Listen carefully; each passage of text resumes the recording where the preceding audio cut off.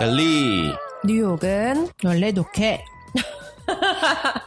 왜 쩝쩝거리면서 그게 다예요? 원래 독해? 원래 어떻게? 안녕하세요, 도케입니다. 원래입니다. 엘리입니다. 오늘은 우리 엘리의 패션 워크한 날이죠? 네. 그래서 오늘 어떤 주제를 가지고 오셨는지. 오늘이 6월 30일이죠. 네. 6월 달에 뉴욕 패션계에 조금 슬픈 소식이 있어서 아무래도 우리 엘리 뉴욕은 원래 독해에서 이 얘기를 해야 될 것 같아요. 왜냐면은 뉴욕에서 있었던 좀 슬픈 일이기 때문에 그러니까 올해 초였죠. 6월 5일에 네. 들으면 아실 거예요. 케이트 스페이드라고 그 뉴욕에서 런칭한 가방 브랜드로 자신의 브랜드를 런칭한 케이트 스페이드라는 여자가 자살하는 그런 좀 모두가 놀랄 그런 일이 그죠. 있었어요. 다 너무 깜짝 놀랐죠. 네. 맨하탄 자택에서 자살하는 충격적인 일이었고 당연히 저뿐만 아니라 이 뉴욕 패션계에서 일하는 사람들한테는 엄청나게 충격이었어요. 몇 년 전에 알렉산더 맥퀸이 자살한 방법이랑 거의 비슷하게 또 그 사람도 그렇게 자택에서 목을 메고 자살하는 그런 일이 있어서 네, 그래서 충격에 빠지고 또 당연히 또 왜 그녀가 그런 극단적인 선택을 할 수밖에 없었냐라는 거에 대해서 당연히 이제 모두가 궁금한 의문을 가질 수밖에 없었던. 그죠. 왜냐하면 그 브랜드가 너무 잘 되고 있었으니까. 네. 그랬지. 네. 정말 어떻게 보면 승승장구를 했죠. 네, 이 뉴욕이란 곳에서 패션으로 승승장구하는 건 정말 하늘의 별따기인데. 그죠. 그럼에도 불구하고. 저만 해도 케이트 스페이드 지갑 되게 좋아하고. 왜냐면 퀄리티가 너무 좋아요. 네. 그리고 옷도 예뻐요. 맞아요. 네, 되게 깜찍하게 색도 잘 쓰고 되게 독특하게 자기만의 딱 컬러가 있잖아요. 네, 맞아요. 네. 뭔가 컬러풀하고 팝 컬러 잘 쓰고. 맞아요. 또 여자들이 어떻게 보면은 쉽게 끌릴 수 있는 그런 좀 아기자기하면서도 귀엽고 또 재밌는 그런 아이템 같은 것도 많이 쓰고 캐릭터도 좀 이쁘고 그래서. 그러면서 퀄리티도 좋아서 두 마리의 토끼를 잘 잡는 것 같이 보이고 그와 동시에 뭐 브랜드도 굉장히 잘 나간다고. 요즘 같아서는 뭐 코치나 이런 데보다도 더 인기가 훨씬 많았던 것 같아요. 비록 이제 돌아가셨지만 그래도 짧게 그분의 생을 얘기하면 저널리즘을 공부했었대요. 그리고 뉴욕에서는 패션 잡지사에 먼저 잡지사에서 일을 시작하다가 1993년에 자기 이름으로 잡지사를 일하면서 이제 패션에 대해서 많이 접하게 되고 그래서 1993년에 자기 이름으로 핸드백 브랜드를 런칭하고 사업 파트너가 남편이었는데 그렇게 해서 이제 비즈니스를 키워가기 시작해요.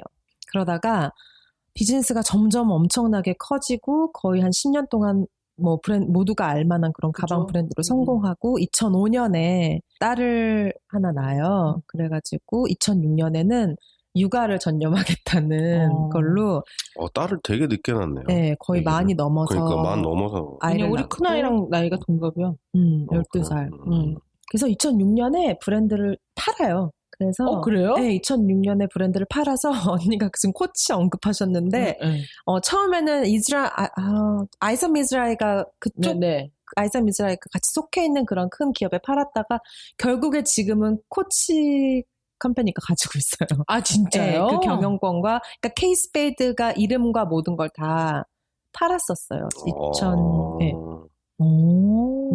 그러면은 주식을 그러니까 본인이 제일 많이 갖고 있는 건 아니고 코치가 처음에는 그러니까 몇 프로만 팔았다가 결국에 나중에는 다 이름과 브랜드 모든 그런 경영권까지 다 팔고 다른 이제 뭐 신발 하는 친구랑 같이 최근에는 같이 일을 하고 있었어요. 그러니까 최근에는 이제 케이스페이드에 비록 본인이 설립한 회사지만 거기에 대한 어떤 터치나 이런 것도 없이 이미 브랜드는 팔렸고 본인은 다른 일을 하고 있었다고 하더라고요. 2017년이었네. 2017년에 코치가 그전에는 니만 마커스도 갖고 있었고 리즈 클레이번 코치를 운영하고 있는 회사죠. 타페스트리라는 그 회사에서 지금은 브랜드 경영권을 가지고 있더라고요.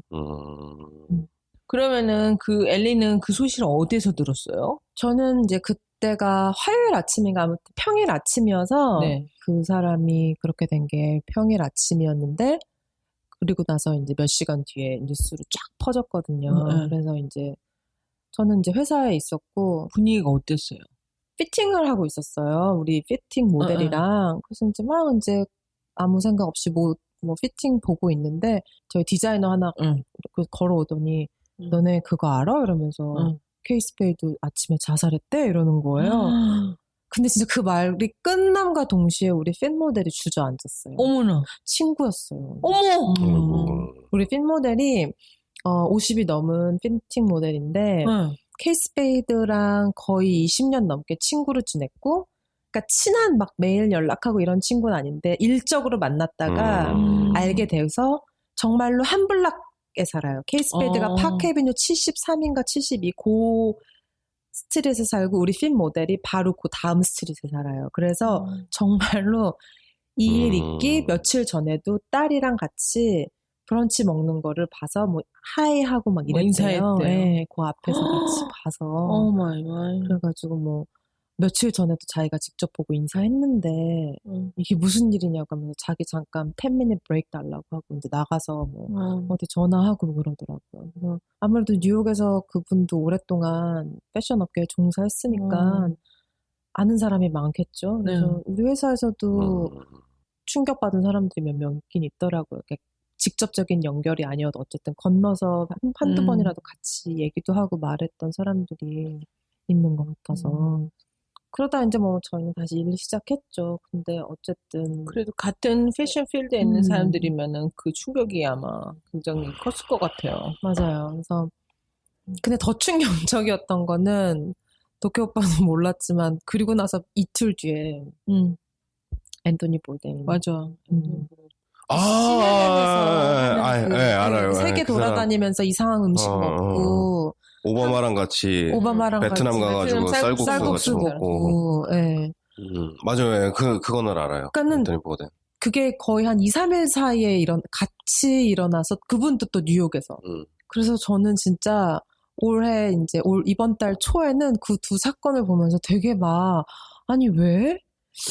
그냥 정말 솔직히 이분들은 어떻게 보면은 모든 사람들이 늘 그러니까 우리가 열심히 일하고 살아가는 게 자기가 하고자 하는 일에서 성공하고 돈도 많이 벌고 싶어하고 이런 모든 거를 위해서 사람들이 많이 열심히 살아가긴 하는데 이 사람들은 어떻게 보면 그 두 개를 다 이룬 사람들이잖아요. 성공한 사람들이죠. 네. 미국 사람들은 여기서는 약간 좀 이렇게 뉴스 같은 데서도 이 두 분이 이렇게 되고 나서 이 사람들이 가지고 있는 재산 이런 게 쫙 나오더라고요. 그걸 이렇게 보면서 와 엄청나요. 엄청 많이 가지고 있고 재력도 있고 성공도 한 사람들인데 이제 당연히 저도 왜 그랬을까? 네, 이런 생각이 바로 들더라고요. 근데 케이스페이드 같은 경우는 바이폴러 디소더, 조울증이 되게 심했대요. 조울증도 되게 심하고 그게 그냥 우울증보다 조울증이 훨씬 위험하다고 하더라고요. 그래서 몇 년 동안 치료도 받고 그다음에 남편이랑 또 사이가 되게 안 좋았다고 하더라고요. 그래서 그런 것들이 어떻게 보면은 이 사람을 그렇게 이끌고 가지 않았을까. 네. 또 케이스페이드 같은 경우는 죽기 바로 직전에 딸한테 메모를 남기고 유서처럼 딱 한 줄, 원 센텐스로 뭐라고 남겼냐면 한국말로 하면 난 널 너무 사랑해. 이 모든 거는 너의 책임이 아니야. 그 다음에 ask your dad. 아빠한테 물어봐. 라고 남겼는데 거기서 지금 사람들이 말이 많아요. 아빠한테 왜 하필이면 아빠냐. 그러니까는 이거를 두 가지로 해석할 수 있는데 너의 책임이 아닌 거야. 그러니 왠지는 아빠한테 물어봐. 아빠의 책임이야. 너의 책임은 아니야. ask your dad. 그러니까 그걸 살짝 한 번 더 비꼬면 아빠 책임이야. 그치. 있는 거죠. 네. 되게 뒤숭숭했어요. 저 같은 경우는 첫 그 소식을 듣고 그러면서 이제 왜 하필 생각해보면 언니 케이스페이드도 그렇죠. 그 다음에 몇 년 전에 저는 정말 알렉산더 맥퀸을 너무 사랑했거든요. 제가 정말 탑3 안에 드는 페이버릿 디자이너인데 저는 그땐 정말 울었어요. 알렉산더 맥퀸도 자기가 제일 애정했던 스카프에 목을 메고 자기가 제일 좋아했던 액세서리를 하고 목을 메고 그렇게 약간 드라마틱하게 자살을 했는데 그 두 패션 아이콘이 정말 이 정점을 찍은 이 두 패션 아이콘이 그렇게 극단적인 죽음을 맞이하는 걸 보면서 도대체 왜 그럴까?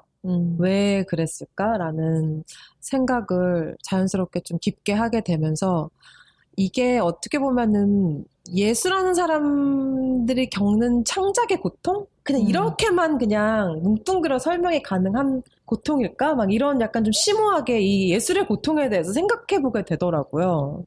어떻게 생각하세요? 예술의 고통? 예술의 고통의 커튼 뒤에 숨을 수 있겠지만은 사실은 따지고 보면 그냥 인간으로서의 그런 여러 정신적인 스트레스와 병으로 인한 일이 아닌가 싶어요. 그거는 아마 패션 디자이너에서 그렇게 더 아마 드라마틱하고 약간 그렇게 비춰질 수 있지만은 글쎄요.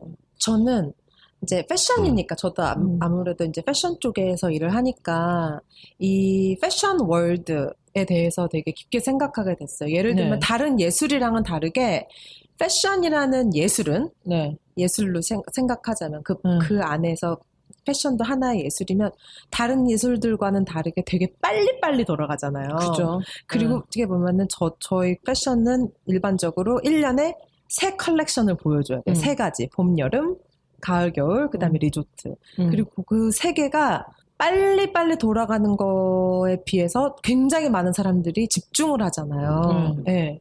예를 들면 뭐 건물 하나 지어지는 데는 몇 년이 걸리기도 하고 근데 패션은 3개월 안에 또 새로운 걸 보여줘야 되고 또 3개월 안에 새로운 걸 보여줘야 되고 그리고 그 안에서 정말 짧은 순간에 막 많은 환호와 막 찬사를 받기도 하고 비판을 받기도 하고 이러니까 제가 생각하기에 이 디자이너들이 겪는 그 스트레스가 되게 높은 것 같아요. 특히 패션 쪽은. 네. 그래서 아무래도 이 패션을 하는 사람들 중에서는 드러그 프로블럼이 있는 사람들도 유난히 많고 디프레션 같이 있는 사람들도 많고 알렉산더 맥퀸 같은 경우도 좀 그 사람의 또 많은 문제점이 드러그 프로블럼이었거든요. 네. 드러그가 조금 오버도즈 된다고 그러잖아요. 네, 그래서 왠지 그런 부분에서 한편으로는 패션이라는 세계가 빠지면 빠질수록 내가 뭔가를 또 창작해내고 뭔가를 또 보여줘야 된다는 그 압박감이 점점 더 밀려오는 예술 분야가 아닌가라는 생각을 하게 됐어요. 굉장히 소비적이죠. 그러니까 그 디자이너도 소비되고 나는 솔직히 말해서 패션 디자이너들의 그 보통 우리가 일하는 그러니까 뭐 예를 들어서 케이트 스페이드나 아니면 뭐 또 누구 있지? 뭐 아일린 피셔나 아니면 또 누구 있을까요?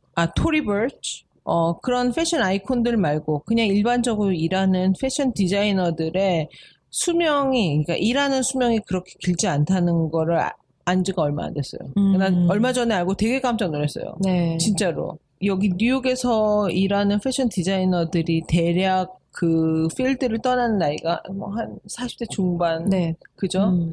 그래서 이제 승승장구해가지고 계속 올라가고 무슨 크리에이티브 디렉터 이렇게 올라가면은 무슨 뭐 55 이렇게 갈 수도 있지만은 많은 사람들이 중간에 관두기도 하죠. 그러니까 처음에 패션을 하려고 하는 사람들에 비해서 이 문이 되게 확확 줄어들어요. 점점 올라가면 갈수록. 그리고 유난히 패션 쪽이 제가 봤을 때는 되게 그늘진 면이긴 한데 이 세대 차이라는 게 있잖아요. 세대 교체가 더 빨리 아무래도 패션 이꼴이라고 하기 싫다. 그러니까 패션은 어떻게 보면은 트렌드랑 연관짓잖아요. 근데 그 트렌드를 보통 밀고 가는 사람들은 나이가 어린 층들이 많이 밀고 가잖아요. 그죠? 그러니까 그런 새로운 거를 추구하는 사람들이 어린 20대부터 30대 뭐 이런 분포의 사람들이기 때문에 이 교체가 되게 빨리 되니까 그 나이대가 조금 이제 40이나 50으로 갈수록 그런 사람들의 위치가 빨리 교체되는 것 같아서 오래 못 하더라고요. 네. 그리고 그 시즌마다 내놓는 디자인에 대해서 소비자들의 반응이 정말 와닿잖아요. 네, 맞아요. 굉장히 나도 소비자지만 그 좋아하는 브랜드들이 뭐 이렇게 새로운 옷들을 내놔서 한번 웹사이트나 이런 데서 한번 봐요. 어떨 때는 예쁜 것들이 너무 많아가지고 막 사고 싶어가지고서는 막 발을 동동 구를 때도 있지만은 어떨 때는 뭐야 이게 다야? 정말 이게 최선이야? 이렇게 하면은 그 시즌 동안은 그거 안 열어보는 거예요, 진짜로. 그러니까 굉장히 이게 즉각적이고 반응이 빠르고 굉장히 그럴 것 같아요. 냉소적이고. 네. 만약에 그 시즌이 약간 오프됐다면은.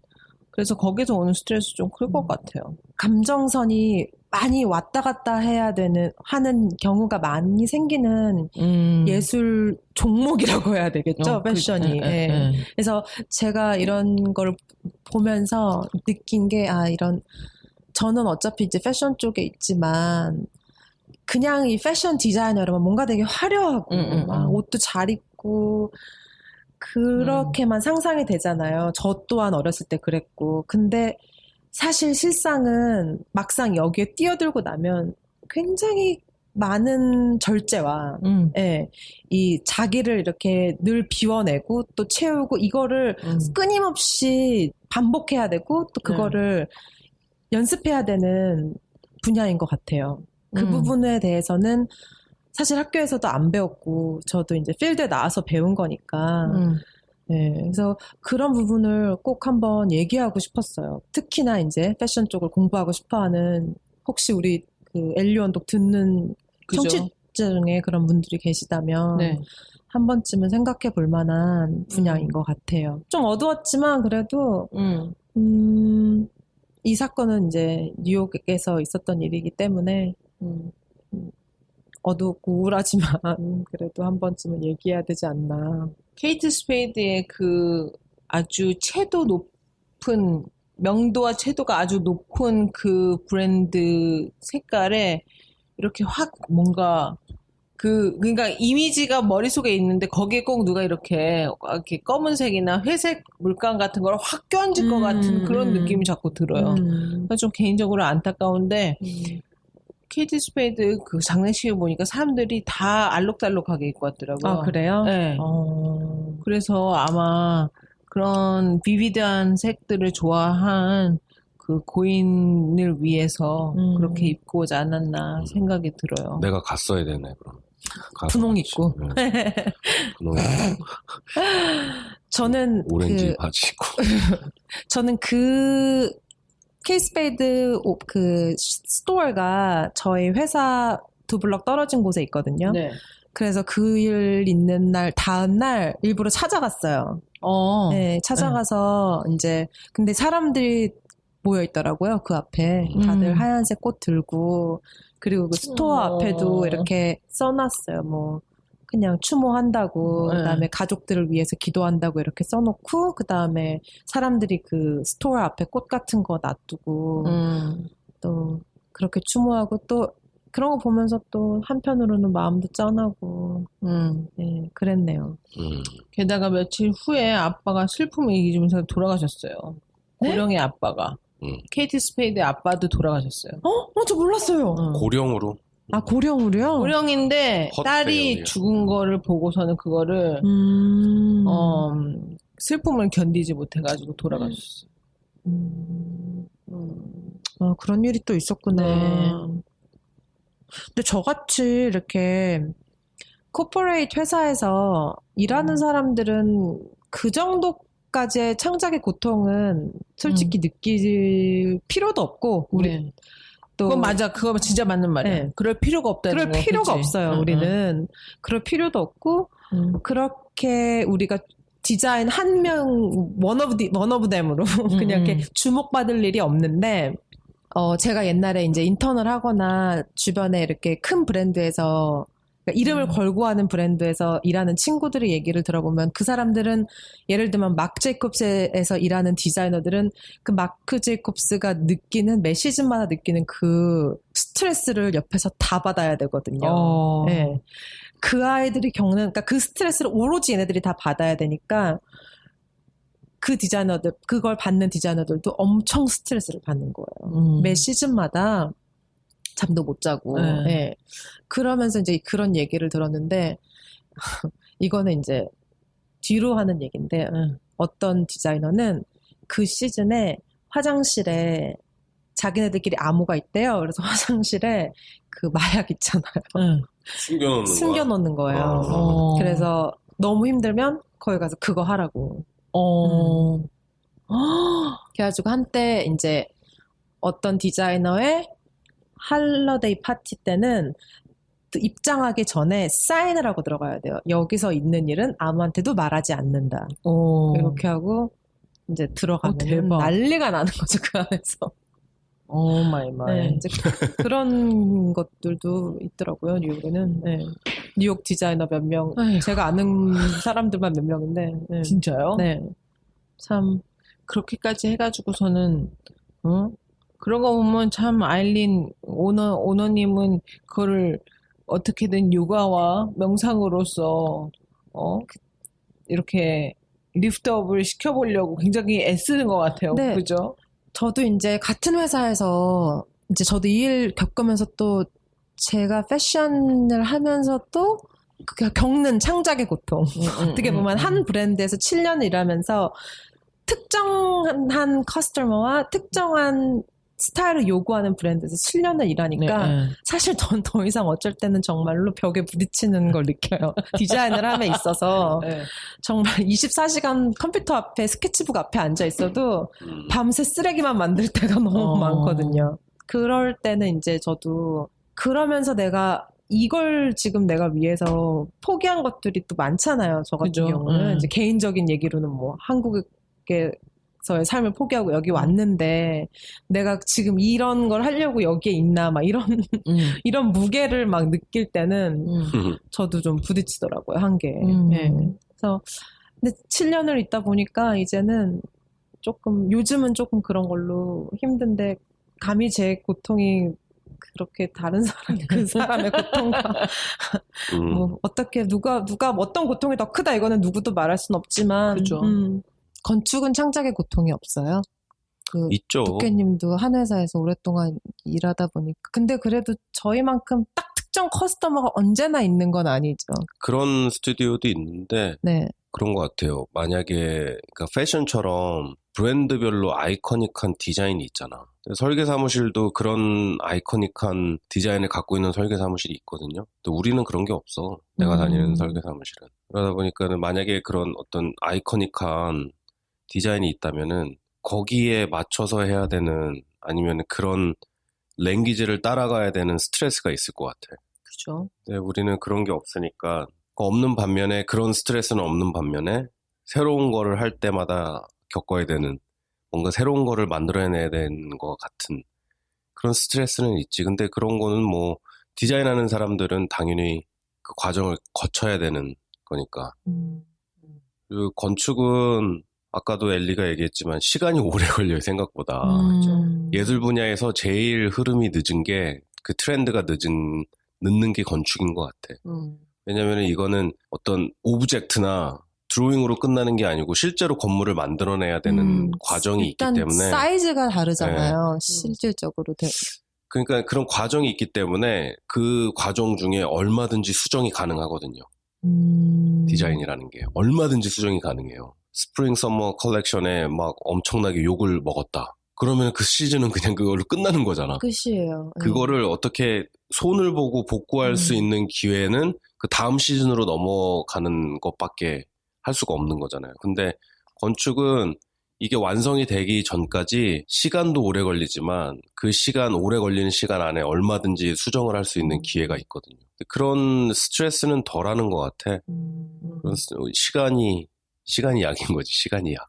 그렇게 생각하니까 정말 패션은 예를 들면 저희 같은 경우는 한 시즌을 3달 안에 준비해야 되거든요. 이게 3달 안에 준비한다는 말은 3달 안에 모든 과정이 끝나고 내가 어프로브한 스타일이 공장에서 몇만 장, 몇십만 장씩 찍히는 거예요. 그러니까는 나의 한 가지의 실수로 몇만 장이 잘못 나올 수도 있는 거예요. 언니. 실제로 이런 일이 있었던 게 제가 어떤 디자인을 했는데 이제 예를 들면은 이게 어떤 스타일이었냐면은 그냥 이렇게 탑이었는데 위는 검은색 실크고 밑은 비치는 실크로 이렇게 이어진 거예요. 그래서 내가 좋아하는 거? 네. 그래서 이 비치는 실크가 예를 들면 뭐 5인치, 길이가 5인치라고 제가 이제 정해줬어요. 근데 이거를 받아 적는 사람이 인터넷에 이제 그 차트에 기입할 때 5를 2라고 적은 거예요. 어머나.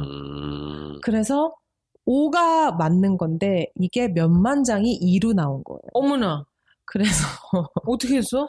그때는 이제 다시 백트랙 해가지고 누가 잘못했냐, 뭐가 어디서부터 어떻게 잘못된 거냐. 그럼 이제 나는 내가 5라고 했다는 걸 증명하고 그거를 5라고 들은 테크니컬 디자이너가 얘 5라고 했어. 결국에는 알고 보니까 이 테크니컬 디자이너가 잘못 받아 적긴 잘 받아 적는데 그거를 누군가한테 기입하라고 전달하면서 준 거를 그 기입하는 아이가 잘못 기입한 거예요. 어머나. 걔를 어떻게 해, 그럼. 그래서 그거를 공장에서 보고 또 모든 게 빨리빨리 지나가잖아요. 패션은. 그렇죠. 공장에서는 받는 즉시 2로 다 잘라가지고 레이저로 컷해가지고 그걸 다 또 이제 중국 공장 사람들이 이미 다 이제 소잉을 마치고 쉬핑까지 했는데 이게 2로 왔으면 그러면 저희 같은 경우는 끝이에요. 거기서. 그래서 이미 쉬핑된 거는 어쩔 수 없이 2로 막다운해서 팔고 나머지는 다시 만들어야 되는 거고 또 예전에 제이크루에서 어떤 경우가 있었냐면은 정말로 고퀄리티 양털 조끼를 얘네들이 만들었는데 이 양털을 이제 여기도 패브릭 팀이 있잖아요. 근데 이제 패브릭 팀이 이 시즌을 결정해서 원단을 이제 셀렉트하고 사놓아야 되는 이런 순간에 이제 제이크루 뭐 룰 같은 게 있는데 이런 건 쓰지 말아라 뭐 이런 게 있었나 봐요. 근데 애기 양의 털을 쓰면 안 되는 뭐 그런 게 있는데 그런 거를 인지하지 못하고 빨리빨리 해야 되니까 결정해서 빨리 어프로브 해가지고 이제 공장에 보내야 3개월 뒤에 얘네 디자이너들이 디자인한 옷이 매장에 올리니까 이제 빨리빨리 어프로브해서 했는데 알고 보니까 이게 애기양 털이었던 거예요. 그래서 거의 한 벌에 500불, 600불 하는 그게 다 리콜이 돼가지고 그냥 제이크루 직원들한테 거의 그냥 50불 뭐 이런 거 하나씩 그냥 주고 나머지는 그냥 그거는 브랜드 이미지 때문에 팔지를 못하는구나. 네. 그런 경우도 있고 그 건축 쪽이랑 비교해 봤을 때 저희는 정말로 모든 게 한순간에 결정해야 되고 또 그게 싹 정말 파도같이 휩쓸리고 나면 또 다른 시즌을 또 시작해야 되고 전혀 다른 색깔로 전혀 다른 느낌으로 그러니까는 다른 예술보다는 확실히 굉장히 빠른 것 같아요. 건축은 되게 오래 걸려요. 굉장히 오래 걸려. 그런 거에 비하면. 그러니까는 그거를 자기 이름을 걸고 하는 사람들이 느끼는 그런 스트레스는 아마 엄청날 것 같다는 생각을 우리 엘리 짐작해봤어요. 자기 브랜드 낸다면 한동안 안 나오겠네. 난 내 이름을 안 걸고 할 생각이에요. 내 이름 걸어, 내 이름. 남성복.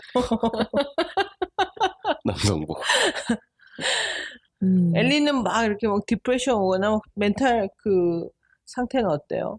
저 같은 경우도 아까도 잠깐 말했는데 그러니까 저는 예술 공부를 하면서 예술 공부를 하는 학생들도 누구나 그렇겠지만 이렇게 나의 예술 세계를 꺼내는 연습을 계속 하잖아요. 학교 다니면서.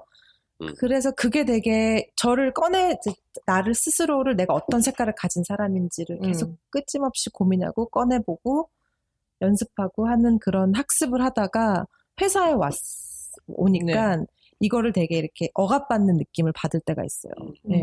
근데 그런 거는 이제 어느 정도 시간이 지나면 타협이 가능한데 제 스스로가 되게 좁아지는 느낌이 요즘은 조금 들어요. 네. 왜냐하면 일적으로 이제 이것만 이렇게 해야 되니까요.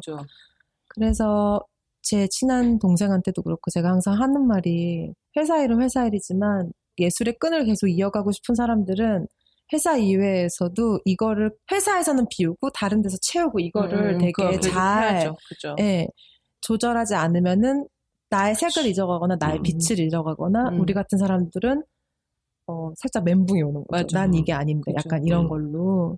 근데 요즘 제가 살짝 그런 게 없지 않아 있는 것 같아요. 그래서 이게 내가 회사를 너무 오래 다녀서 그런 건가 바꿀 때가 됐나. 이런 생각을 또 하게 되고 뭔가 다른 그룹을 그러니까 나를 채워줄 수 있는 다른 그룹을 가는 게 중요해요. 그거는 진짜로. 그 비단 예술 하는 사람들뿐만 아니고 엄마들도 다 그렇고 엄마도 뭔가를 계속 주는 입장이잖아요.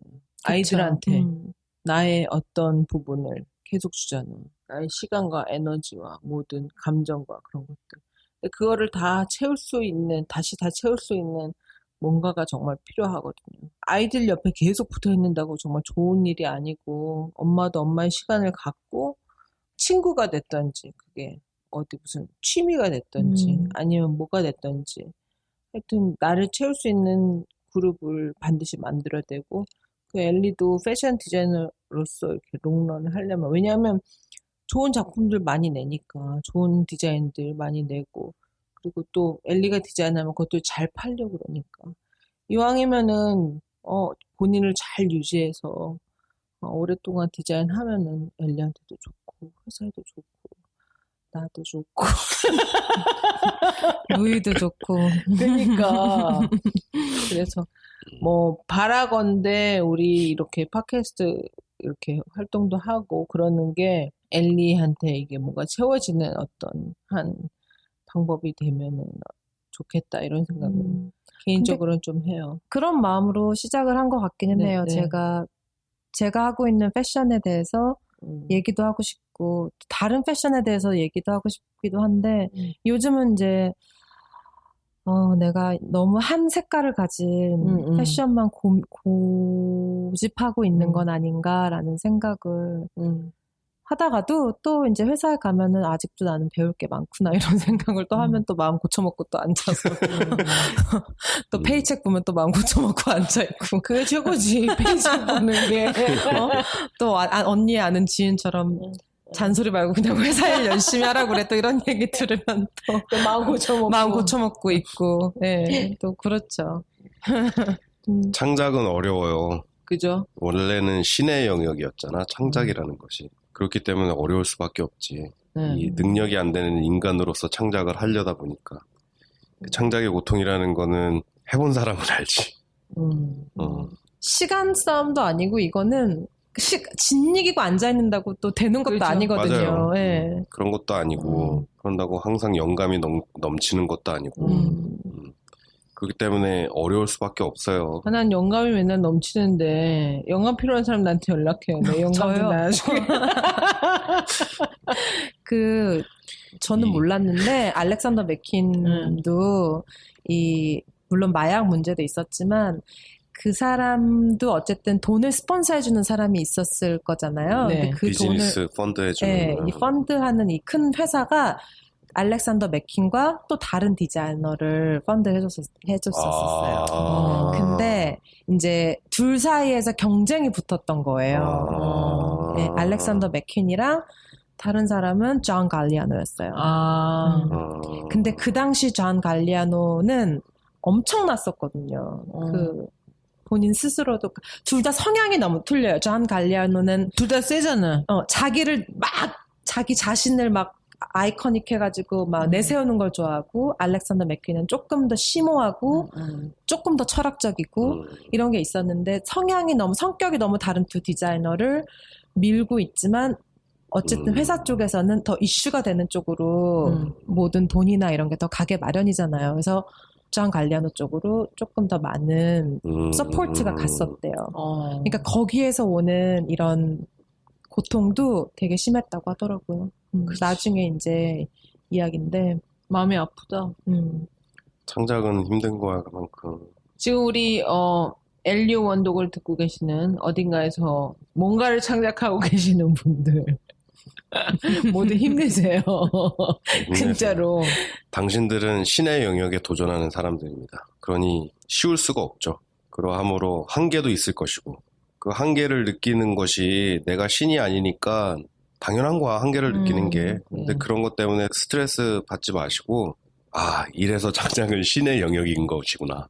나는 하찮은 인간에 불과한 것이구나. 내가 그냥 할 수 있는 만큼만 하자. 그렇게 마음 가볍게 먹으시고 네, 그게 무엇이든 간에 노래를 만들던 음악을 만들던 미술 작품을 하던 패션, 건축, 뭐 무엇이든 간에 요리, 음식 뭐 그게 무엇이 되든 간에 지치지 마시고 답이 없기 때문에 지칠 수밖에 없지만 이 모든 창작의 고통을 겪고 계시는 분들께 이 방송을 바칩니다. Clear 42nd Street. Transfer is available to the 1, 2, 3, 7, A, D, E, N, R, and W trains and shuttle to Grand Central.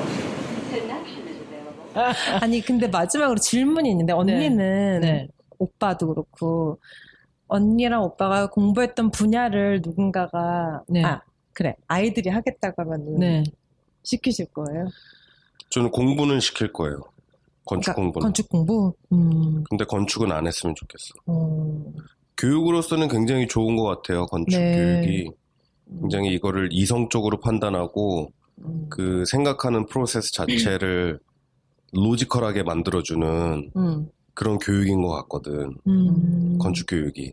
그 영감을 받아서 하룻밤 안에 내지르는 거는 정말로 순수 예술인 거고 디자인은 그렇지가 않아요, 사실은. 그렇죠. 왜냐하면 엔드 유저가 있기 때문에 그 사람들을 이해를 해야 되고 거기에 맞는 조건들을 충족을 시켜야 되는 거니까. 특히나 건축은 엔드 유저가 소비자 한 명으로 끝나지가 않아요. 그죠. 이거는 정말로 랜덤한 사람들을 대상으로 하는 것이기 때문에 내가 내 생각 프로세스를 이성적으로 하지 않고 좀 이렇게 논리적으로 하지 않으면 결과가 정말 형편없이 나와. 그렇기 때문에 그런 생각하는 프로세스 자체를 계속 훈련을 하는 거거든. 건축 교육이라는 것이 말 한 단어에 대해서 아니면 선 하나에 대해서 이거에 대해서 내가 이거를 왜 긋고 있는지 내가 이런 말을 왜 하고 있는지 이거를 끊임없이 계속 자기 스스로에게 질문을 하는 교육을 하는 거거든. 그래서 이게 정말로 make sense 하는지 그리고 대다수의 사람들이 거기에 동의를 하는지 이거에 대해서 끊임없이 교육을 하기 때문에 그런 교육은 좋은 것 같아. 그런 교육은 좋은데 이제 현실에서 건축을 한다는 거는 고달프지. 그죠. 그지? 고달파요.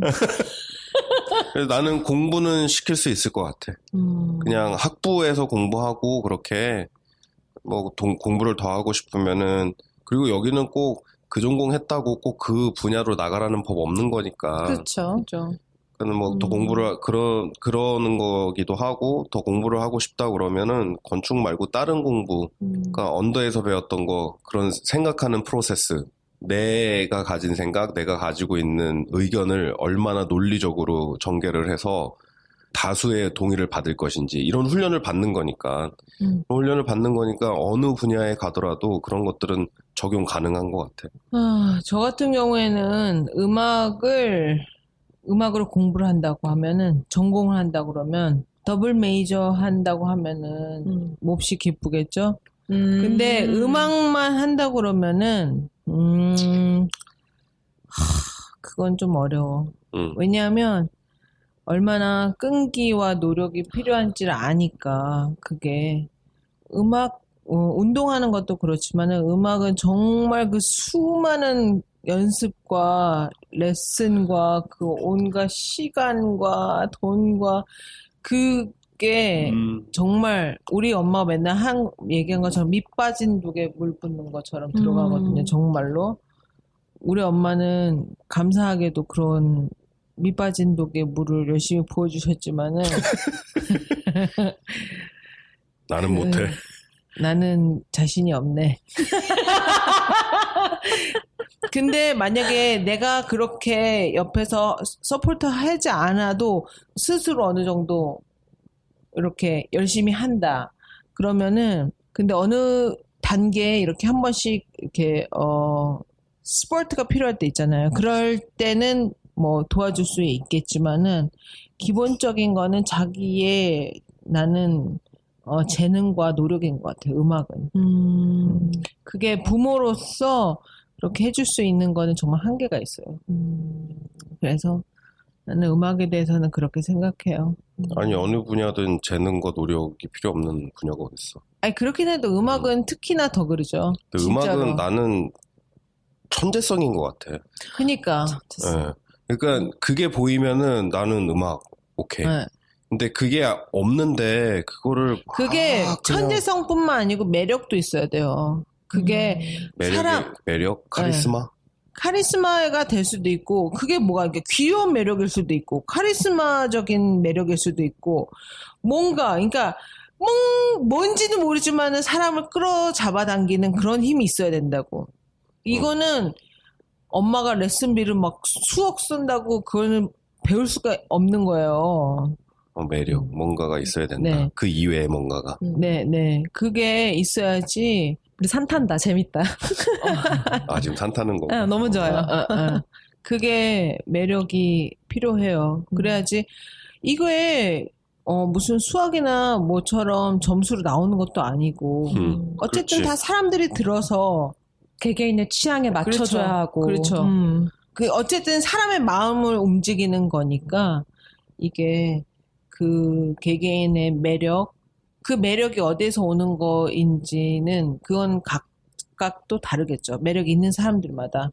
정말 그냥 타고나게 연예인 끼를 아주 타고나가지고서는 그렇게 매력이 줄줄 흐르는 사람이 있을 수도 있고 굉장히 심오한 철학과 자기 생각에서 그게 매력으로 발산될 수도 있고. 그러니까 어디서 오는지는 그건 알 수 없지만 그러니까 뭔가 사람을 잡아당기는 게 있어야 된다는 거죠. 그러니까 음악을 전공하는 거는 그게 그 매력이 정말 피나는 연습에 의한 자신감에서 오는 거일 수도 있고. 그쵸. 네. 맞아요. 그러니까 그 음악을 한다는 거는 정말 그렇게 쉬운 일은 아니지만은 그래도 음악을 사랑하고 음악에 대해서 그건 감사하고 맞아요. 그건 중요하지. 즐기는 거는 그건 중요하지. 그거는 정말 중요하고 나도 그거를 우리 아이들한테 유산으로 주고 싶은 마음이 그건 중요하지. 우리 커요. 애들 네. 음악 듣는 거 보면 우리 애들은 충분히 그거를 우리가 해주고 있는 것 같아. 네. 아, 그래요? 어떤 네. 음악을 즐겨 들어요? 비틀즈. 어머. 와, 그건. 큰애는 비틀즈에 요즘 빠져가지고 그 브리티시 그쪽에 빠져. 한동안은 클래식에 완전 빠져 있었거든요. 이제. 다르다. 확실히 언니랑 오빠가 듣는 수준이 그러니까 있으시니까. 우리 집 애들은 뭐 라디오에서 무슨 클래식이 나오면 이거 누구 거 아니냐 뭐 그렇게 얘기할 수 있을 정도는 됐으니까. 대단하다. 그렇게 즐기는 거하고 실제로 하는 거랑은 또 다른 얘기니까. 근데 실제로 음악을 할 거면은 내가 우리 아이들 중에 하나라도 그런 천재성이 보인다면 나는 해주고 싶어. 전 만약에 혹시 제가 애가 있는데 패션 공부를 하겠다고 하면은 말릴 수 있는 만큼 말릴 거예요.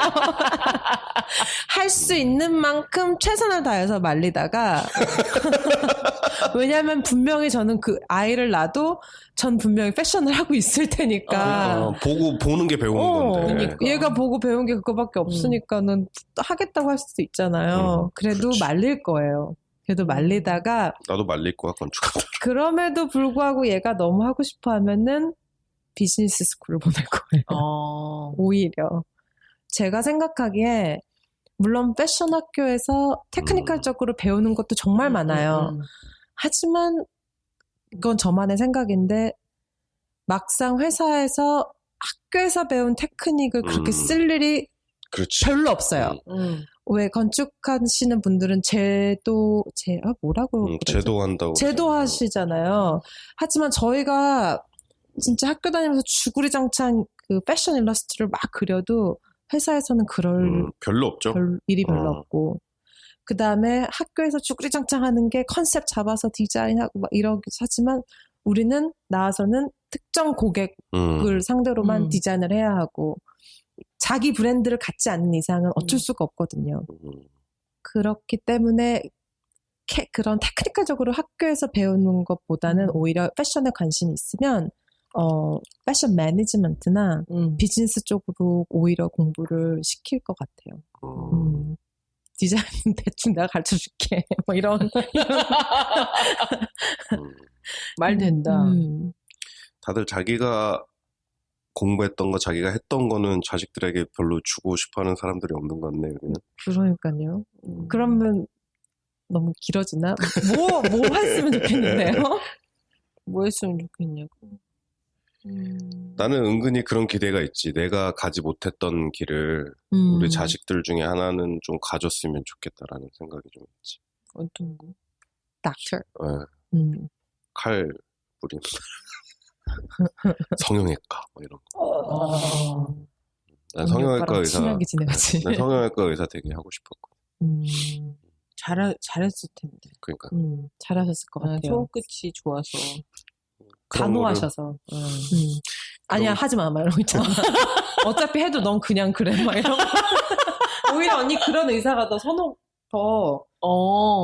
돼요. 막 무조건 이쁘다고 하는 사람들보다는 단호하게. 저 옛날에 성형외과 견적 뽑으러 갔는데. 너무 좋아하시죠. 참고로 전 하나도 안 했어요. 근데 성형외과 견적 뽑으러 갔는데 이 의사가 나한테 내가 콕 말했더니 하지 마.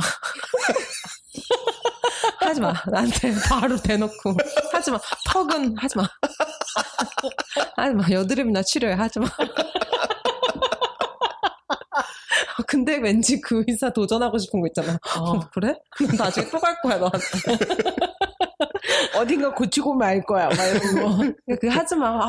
안 해도 이뻐요. 이게 아니라 너 해봤자야? 뭐 막 이런 거. 네가 그렇게 크게 변하지 않아. 막 이런 거 있잖아요. 글쎄, 나는 애들이 뭘 한다고 하면 좋을까요? 사실은 내가 며칠 전에 우리 아들한테 한 얘기가 있어요.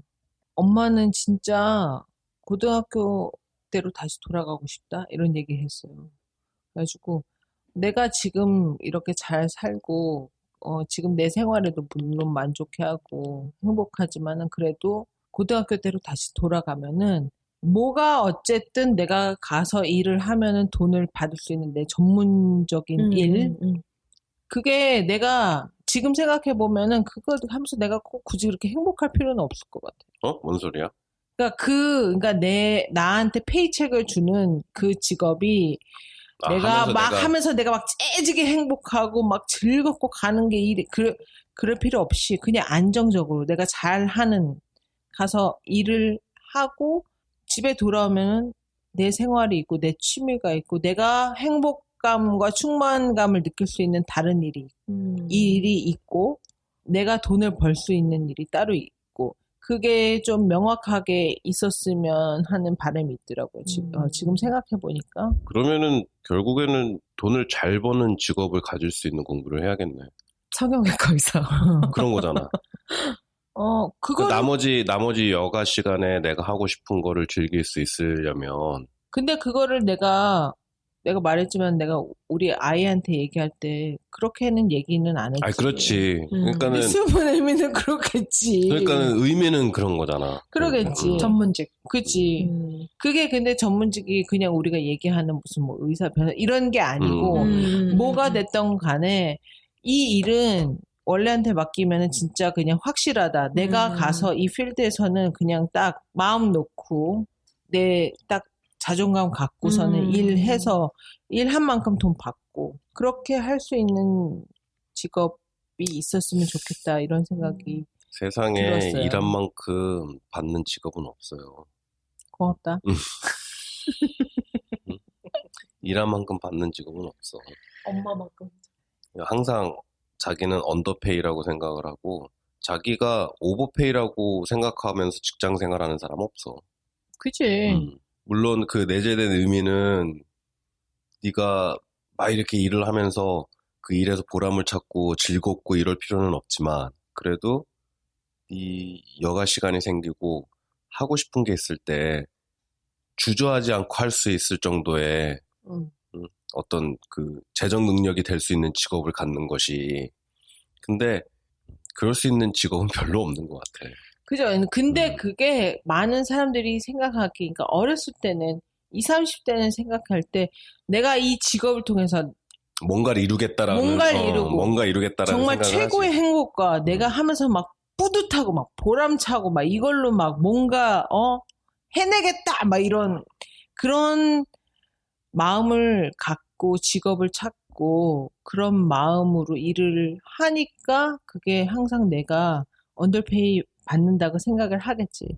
근데 나도 40이 넘고 이렇게 보니까 그게 다가 아닌 것을. 그냥 일은 일, 내 삶은 내 삶. 그냥 이렇게 분리해서 살아도 괜찮았을 텐데 그 전에는 나한테 누구도 그 얘기를 해준 사람이 없었거든요. 그게 근데 쉽지가 않아요. 쉽지가 사실. 않지. 쉽지가 않죠. 근데 지금 와서 생각하니까 그게 만약에 조금만 이성적으로, 조금만 냉정하게 내가 잘 할 수 있는 일, 내가 막 좋아하는 일 말고 그냥 내가 잘 할 수 있는 일을 찾아서 그냥 직업을 삼았더라면 근데 자기가 잘할 수 있는 일 이걸 찾는 게 결국에는 그쵸. 20대, 30대인데 그니까 쉽지가 않지. 쉽지가 않죠. 그런 것들을 대체하기 위해서 일을 하면서 그걸 얻으려고 그러는 거잖아. 근데 솔직히 나 같은 경우에는 내가 잘할 수 있는 일보다 내가 좋아하는 일에 훨씬 빠져가지고 많이 트라이를 많이 해봤죠. 이런 일 저런 일들. 그러니까 아마 그런 소리가 나왔던 것 같아요. 아, 아들한테 한 얘기가. 왜냐하면 걔도 나랑 비슷한 성향인 걸 내가 아니까. 분명히 좋아하는 것만 잘하잖아. 좋아하는 것만 잘 그거 딱 나거든. 저도 그랬어요. 그러니까 좋아하는 것만 하는 스타일을 아니까 그런 얘기를 해준 건데. 난 그걸 깨달은 게 군대 가서 깨달은 것 같아. 아이, 나도 군대 갈 거 그랬나? 좀 일찍 깨달았을 텐데. 좋아하는 거를요? 아니, 그게 아니고, 좋아하는 것만 잘하는 게 네. 결국엔 좋은 게 아니구나.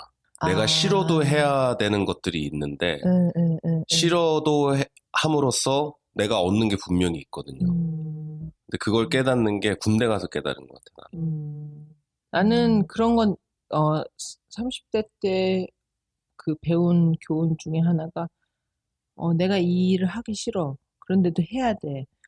그 스트레스가 나고 그러잖아요. 근데 그 스트레스를 잘 지나고 나면 항상 성장해 있는 걸 느꼈어요. 그러니까 정말 쉽게 말해서 no pain, no gain. 그냥 스트레스 그래. 없이 그게 딱 군대라니까. 그치. 그게 딱 군대라니까. 까라면 까야 되는 거야, 그냥. 그렇지. 하기 싫어도 해야 되고. 우리 케이스팻 얘기하다가 직업 얘기 나오고 군대까지 갔어요. 너무 좋아요. 그 다음에는 축구 얘기해야 돼. 네.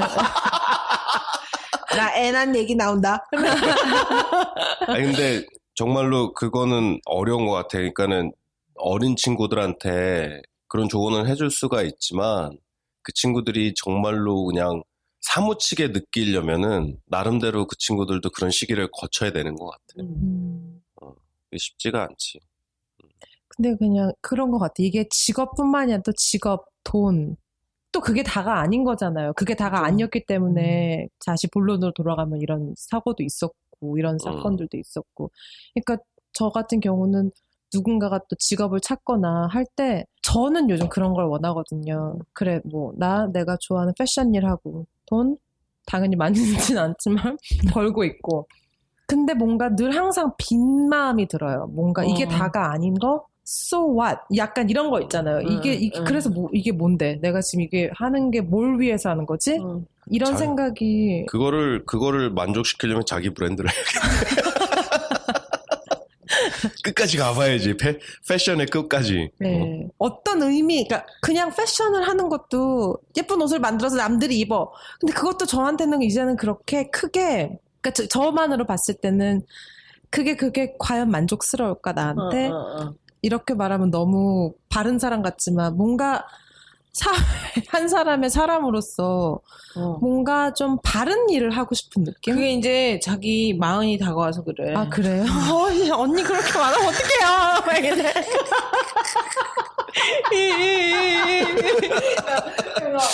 엘리 몇 살이지? 30살이요. 30살이요. 아닌데. 딸이요. 40 되려면 되게 오래 걸리는데. 30.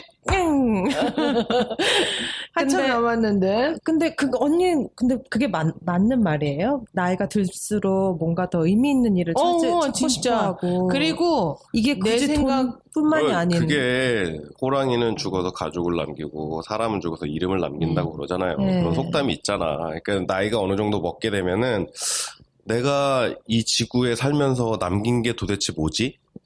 그런 거를 생각하기 시작하는 게 딱 40대인 것 같아. 근데 그거는 굉장히 그 1차원적인 생각이고요. 내 그래, 나 생각에는 1차원적이다, 왜?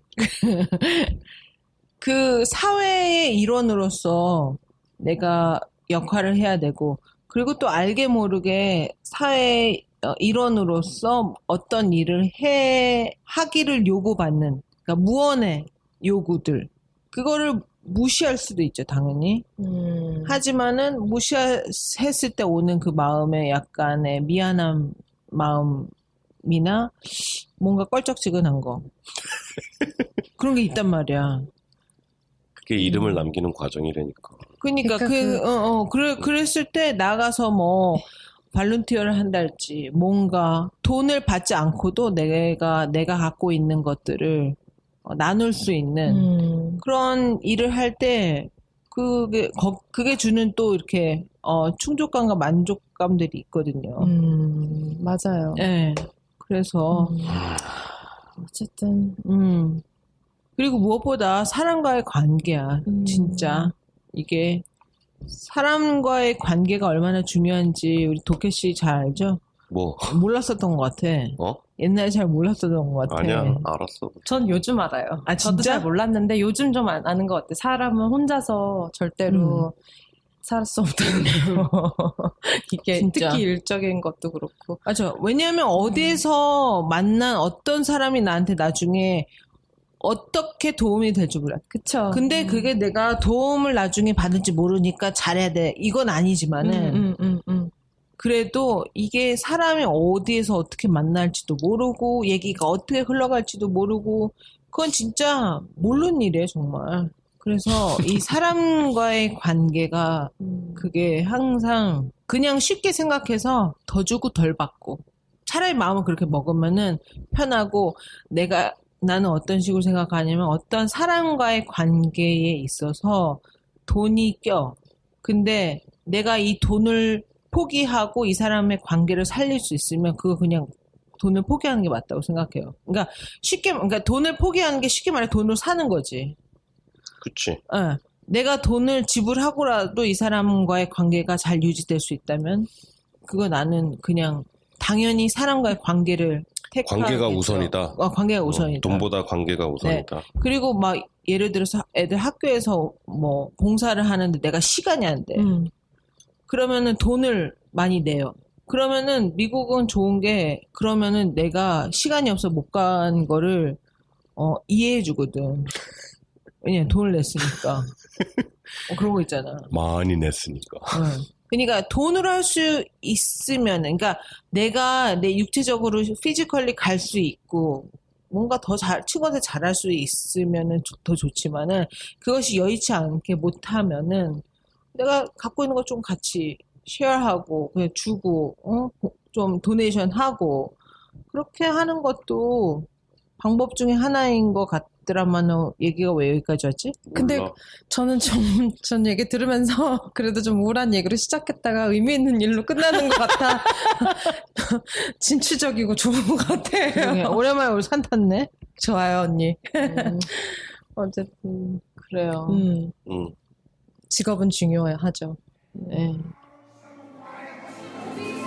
The bright blessed day, the dark sacred night, and I think to myself, oh yes, what a wonderful. 고인의 명목을 빌고요. 나도 케이트 스페이드 가방 좋아했었거든.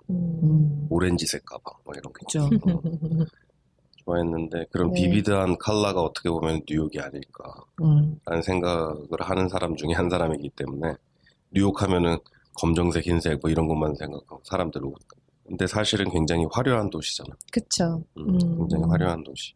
그러니까 그런 것들을 자신의 디자인으로 표현을 했던 사람인데 그렇게 끝이 얼마나 외롭고 힘들었을까. 그러게요. 이런 생각도 좀 들고 그거를 스스로 이겨내지 못한 게 좀 에이 못나니 뭐 이런 생각도 좀 들고 좀 그냥 어금니 꽉 물고 좀 이겨내지.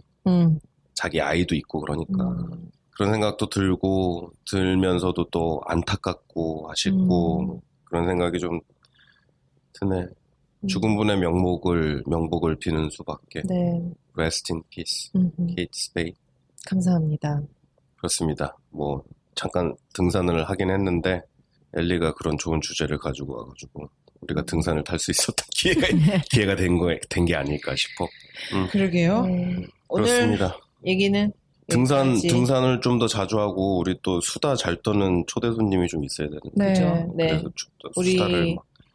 엘리 뉴욕은 원래 독해에서 뉴욕님을 모십니다. 저희한테 페이스북, 인스타그램, 그리고 팟빵 게시판을 통해서 네, 사연과 연락처를 남겨주세요. 저희가 봐서 재밌겠는걸 하면 연락드릴게요. 예. 저는 또 하나 바람이 있다면 뭔가 되게 독특한 직업을 가지고 있는 분도 재밌을 것 같아요. 맞아요. 네. 이제 저희도 다 건축을 하고 또 뭐 패션을 하고 또 이러고 다 각자의 분야가 있지만 음악을 하고 근데 뭔가 좀 요리를 하시거나 뭔가 또 좀 맞아요. 다른 분야의 얘기를 우리가 전혀 모르는 세상의 이야기를 또 전해주시면 그때 주님처럼 그런 뭔가 또 배워가고 또 다른 네. 그러네. 주님도 오실 거예요. 주님도 오실 거예요. 오거스트. 제 주변에는 암울한 패션인들밖에 없어서 또 다른 패션 스토리는 좀 그렇죠. 예, 연락들 많이 주시고요. 저희 또 참여하실 분들, 의향이 있으신 분들은 네. 참여하시고 싶으신 분들은 연락 주시고. 네. 많은 루트에 연락 경로가 있습니다. 네, 그러니까 연락 주시면 저희들이 초대하기 위해서 최대한 노력하겠습니다. 감사드리고요. 지금까지 도쿄였습니다. 원래였습니다. 엘리였습니다. 연락 주세요. Love.